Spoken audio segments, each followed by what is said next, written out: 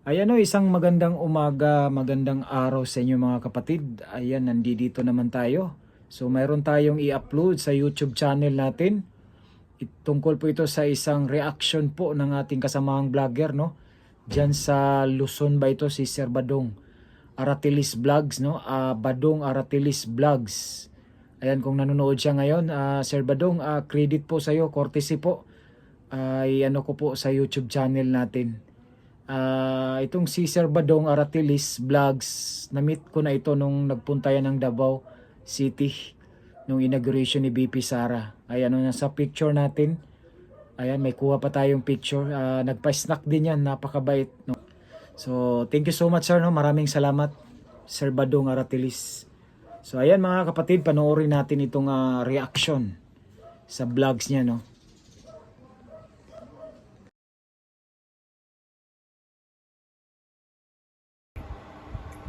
Pag-usapan po natin to. Akala ko kanina, nung nabasa ko, akala ko pinapack-check yung balita ng ABS-CBN. Yung pala mismo, yung ABS-CBN na po yung nag-fact-check. Hindi na po nila matiis, no? Itong, alam niyo, 2-5 tayo kung lokohin itong pamilya na to, no? Akala kasi nila, kontrolado, palibasa, feeling nila, kontrolado nila media. Kung ano sabihin nila, yun ang binabalita ng media.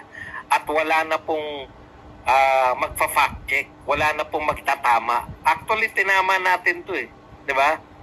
Tayo mismo naghanap, totoo bang wala? Pero mabuti po yun, eto po, nagiging trend, nakikita ko lang. Kasi yung TV5, hinahayaan nilang magsalita laban sa pamahalaan si Ted Filon. So, ibig sabihin, yung mga hinihintay natin na mga pagkakataon na naghihiwa-hiwalay na yung mga oligarko, di ba? May pumapalag na sa mga oligarko kasi pumapalag na yung Makati Business Club, no? Tapos yung mga parte ng militar, yan po yung mga kinakailangan sa EDSA 1 at EDSA 2 kasi ang dami nagtatanong sa akin, Badong, hindi naman nagtagumpay yung kay EDSA nyo. Bakit ano po bang ginawa namin sa EDSA? Bawal na po bang magprotesta ngayon? Nagprotesta po kami ron. At wala pong nagpunta ng EDSA na nagsabi na kawawa naman kami, hindi kami nagtagumpay. Hindi po. Lahat na nagpunta ron, alam namin matagumpay kami. Hindi naman people power yung pinunta namin doon, magprotesta Kawawa naman kami, hindi kami nagtagumpay. Hindi po. Lahat na nagpunta ron, alam namin matagumpay kami. Hindi naman people power yung pinunta namin doon, magprotesta Anyways, pati po yung ABS-CBN, hindi na po nakatiis dito sa mga Romualdez. Pinacheck po. Sabi po niya, hindi totoong walang inimbitang world leader sa inauguration. Ano ba sinabi kasi nitong ambassador natin, na kamag-anak nito ni BBM na isang Romualdez? Sabi po ni Ambassador Jose Manuel Romualdez, as a matter of policy, no head of state is invited. Since 1800s, no head of state has been invited to the U.S. inauguration. So ito po, para hindi mapahiya, no, yung kanyang pinsan na hindi inimbitahan ni Donald Trump. Okay, pinak-check po siya ng ABS-CBN. Ito po ang sabi ng ABS-CBN. Nauna nang naiulat noong Disyembre 2024 na nagpaabot ng imbitasyon si US President-elect Donald Trump kina Chinese President Xi Jinping, Argentinian President Javier Milei, at Salvadorian President Nayib Bukele upang dumalo sa kanyang inaugurasyon sa Enero 2025. Nung November pa yan, no? So, ibig sabihin, malamang marami pang ibang inimbitahan yung incoming President of United States of America. Bakit po dinidiinan natin to, no? Na kasi sanay na sanay.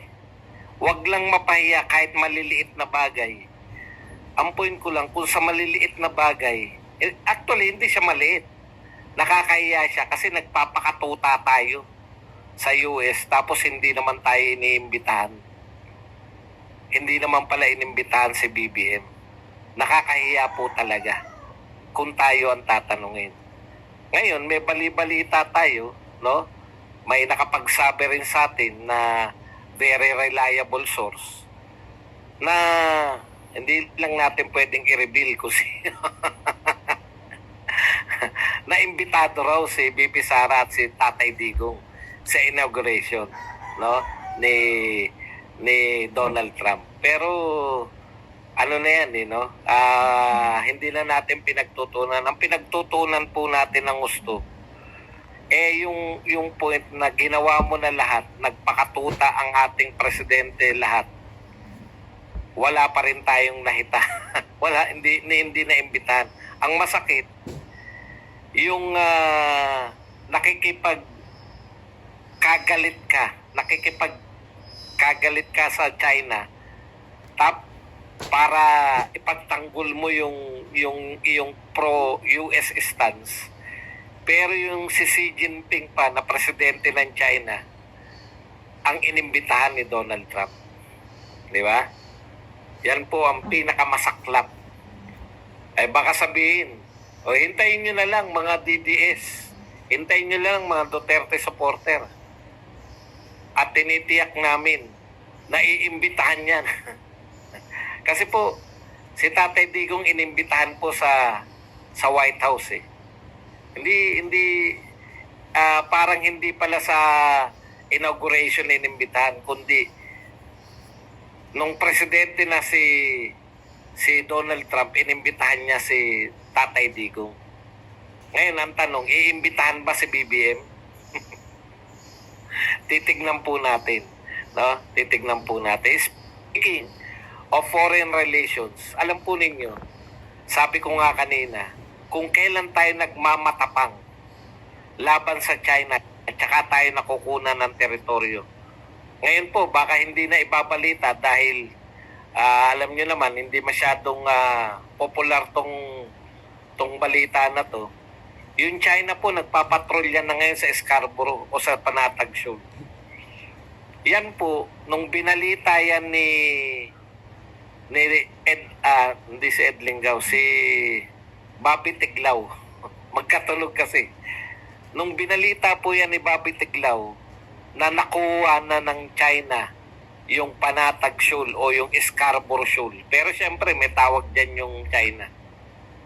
Sinasabihan si Bobby Tiglao na wala ka namang ebidensya. Ngayon po, umaangal tayo dahil nagpapatrolya na po sa dagat dyan sa Scarborough Shoal ay China Coast Guard na dating hindi naman nila, dati kasi parang yan panahon ni Tatay Digong, bukas yan sa lahat, sa Vietnamese, sa Philippine at saka sa Chinese fisherman. May kalayaan lahat na gamitin yung lugar na yan. Pero ngayon po, inaangkin na po ng China na kanila yung Scarborough Shoal. Ang problema, paano yan? Paano tayo magre-react? Yun yung masakit kasi ang tindi ng pagkampi natin sa US eh. Ang tindi ng pagbangga natin sa China eh.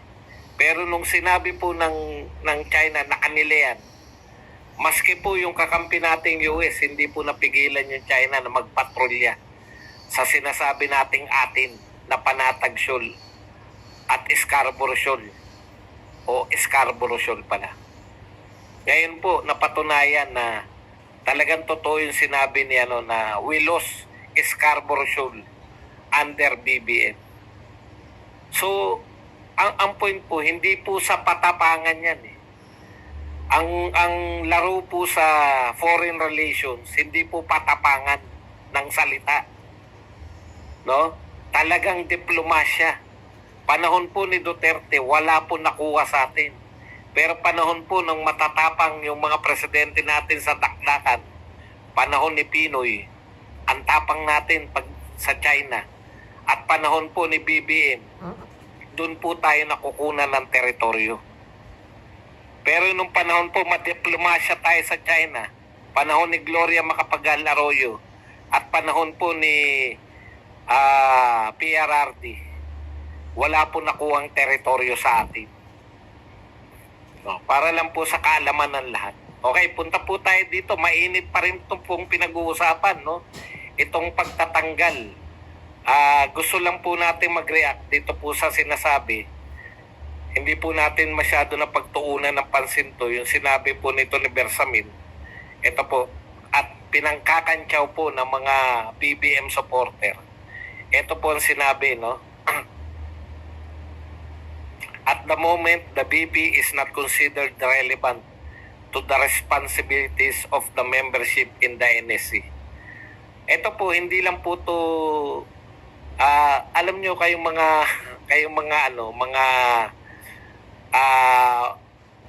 anti-Duterte, no? Huwag nyo pong ikatuwa yan. Dahil ikapapahamak po ng bansa natin yan. Tandaan po natin, ano man na mangyari kaya po tayo nag-e-elect ng Vice President. Dahil ano man na mangyari sa Presidente, Vice President po ang hahalili. Ang pinag-uusapan po dyan, no? Ang pinag-uusapan po dyan sa National Security Council, kung yung mga security threat, yung mga plano po para sa seguridad ng bansa. Paano na lang, no? Kahit na sa anumang kaparaanan na wala po ang kakayahan ng Pangulo na maging mamuno. Di ba ang laki ng habulin ng Vice President? Kasi hindi niya kasama ngayon sa National Security Council. Ang nakakatakot pa dyan, yung pattern ng mga Marcos, no? Yung dati niyang presidente ng tatay ni Marcos, tinanggal din. Tapos, nagbigay daan, no? Pagkatapos ng ilang panahon, tinanggal din sa pamamagitan ng, tinanggal din sa NSC yung kanyang vice president. Kalimutan ko yung pangalan, Lopez yata yung apelyido nung vice president ng tatay ni Marcos na tinanggal niya sa NSC.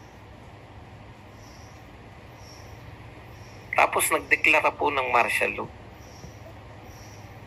Hindi po natin sinasabi, hindi po ako nagsasabi, no? Pero nagsasabi po niyan si Vic Rodriguez na tila baka mauwi Fernando Lopez na baka mauwi na naman to, no? Yung pagtatanggal na to. Tsaka hindi lang po, no? Alam nyo, ang ganda po ng hindi si Lopez po, Tolentino. Hindi po naging vice president si Tolentino. Okay. Natawa ako kay Tolentino. So, balikan ko lang po yung pinupunto ko, no? Ito po ba, ang dami po kasi nagtatanong yung pattern, tsaka katunog pa, di ba? Executive Order 81. Samantalang yung martial law, 1081 yata yun, no? Parang ayaw man namin isipin. Tapos eto mga nangyari, kasi siga napakasiga po. Ang mga deklarasyon, no? Parang, ano ngayon, may magagawa pa kayo? Tinanggal namin si BP Sara, may magagawa pa kayo? Si Duterte naman, hindi naman po, kasi, ang pangit kasi pakinggan na pro-China kasi kayo. Tinatali nyo tayo ron. Si Duterte, kaibigan niya si Donald Trump. China ba si Donald Trump? Sana, sa totoo po, yung mga practical po, katulad ni Donald Trump, negosyo lang, hanap buhay lang, pagkita lang. Kaya ako mas gusto ko si Donald Trump Negosyante yan, kumikita yan. Di ba? Totoo yun. Pero, mas gusto ni Donald Trump yung peace. Bakit? Negosyo niya. Ano ba negosyo ni Donald Trump? Hotel, anong tawag dyan? Yung mga siya, di ba? real property. Di ba? Lupa, tatayuan niya ng mga naglalaki ang hotel. Kailan po magbo-boom yun? Kaya ako okay ako kay Donald Trump. Tuwan-tuwa ako kay Donald Trump. Talaga. Hindi po dahil sa ako Amerikano yan, ha? Kaya mali po yung sinasabi nyo na pag Duterte, pro-China ka lang, anti-US. Kalukuhan po yun. Si Duterte po, talagang gusto niya talaga umunlad na yung bansa. Yung mga utak na ganito, Duterte, ito si Pastor Kibuloy, kung ganyan mga utak sana meron tayo, BP Sara, yung marunong mamuno.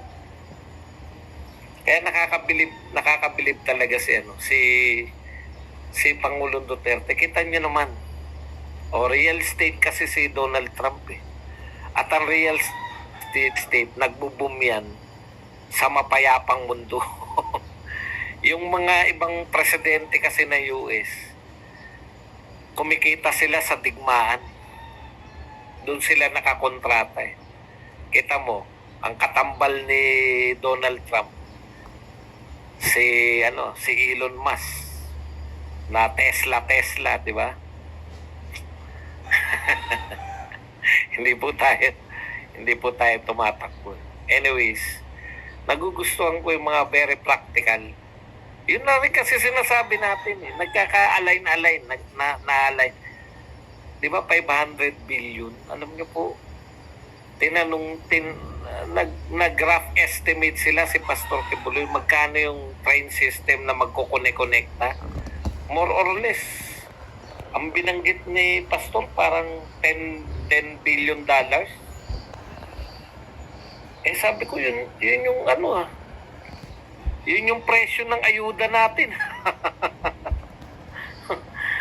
Kung yung ayuda natin talagang ginamit natin sa infrastructure, talagang hindi man ako iglesia, pero kung ako po naririnig ng mga pamunuan na iglesia, sana po ituloy nyo. Kasi, tignan nyo, ayaw talaga ng Kongreso na tantanan si BP Sara.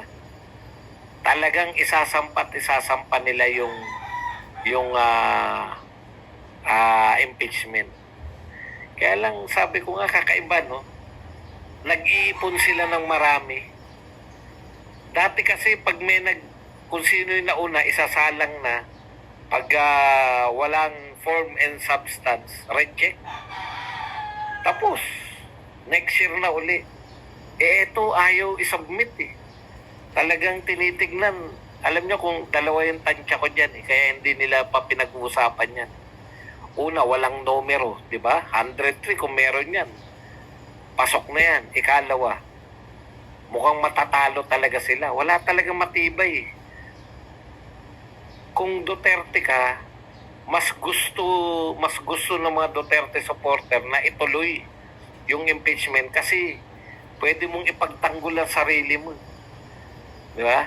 Unlike sa kontrolado nila pag yung lang, sa Congress lang, tanungan portion lang.